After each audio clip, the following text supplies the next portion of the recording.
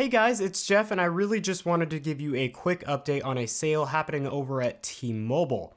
As you can see, I'm not a T-Mobile user, but I do believe what they are doing is totally awesome. So if you're looking for an iPhone 10, you should definitely check out this deal. So T-Mobile is offering the iPhone 10 at the $700 price point per their press release. Now, this will be a buy one, get one for $700 deal, but I think that if one of your friends or family members are buying an iPhone 10 anyways, this would be an awesome deal to take advantage of. So yes, you will be getting basically two iPhone 10s, but this deal is just too good to pass up because if you're looking for an iPhone 10, they normally start at around $1,000, and that's just for the 64 gigabyte model.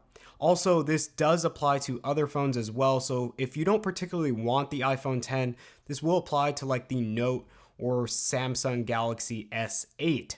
So if any of you are looking for an iPhone 10 or any of those phones and you aren't tied down to your carrier, I'd strongly recommend checking out this deal.